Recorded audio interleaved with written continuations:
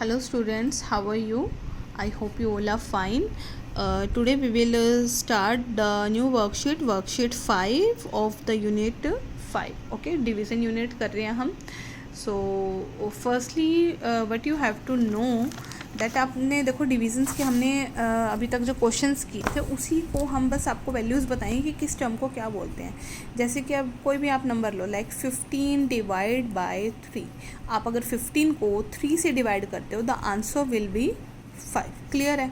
तो जो number divide होता है आपने 15 को डिवाइड किया ना, तो जिस नंबर को हम डिवाइड करते हैं, जैसे अब इसमें भी देखो एग्जांपल दिया हुआ है दैट 12 डिवाइड बाय 3 इज़ 4. तो जिस नंबर को आप डिवाइड करते हो that is called the dividend. जिसको डिवाइड किया जाता है दैट इज़ द डिविडेंड. और आप उस नंबर को जिससे डिवाइड करते हो, जो नंबर डिवाइड कर रहा है that will call the divisor. Clear. और जो डिवाइड करने के बाद हमारा आंसर आता है, मतलब जितनी टेबल पर वो गया है, that will be the quotient. Clear है. वैसे इसकी एक टर्म और भी आती है, वो हम टर्म इसकी बाद में डिस्कस करेंगे जब अगर हमारी कुछ वैल्यू बच जाती है तो वो रिमाइंडर होता है, बट अभी हम उसके बारे में डिस्कस नहीं करेंगे ज़्यादा. मेनली आपको ये 3 टर्म्स आपको पता होनी चाहिए कि जिस नंबर को डिवाइड किया जाता है दैट इज़ द डिविडेंड, जिससे डिवाइड किया जाता है दैट इज़ डिविज़र, एंड जो डिवाइड करने के बाद आंसर आता है that will be the quotient. Clear है.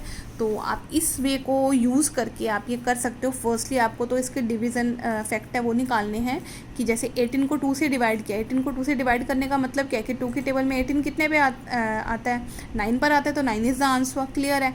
उसके बाद आपको पता है जिसको डिवाइड करना है that is the dividend, this will be the divisor and the answer will be the quotient. So you have to do the sum 1.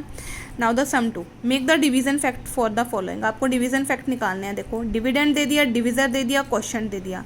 तो आपको पता है dividend is divided by divisor, that mean 36 is divided by 9 and the answer will be the quotient that is 4.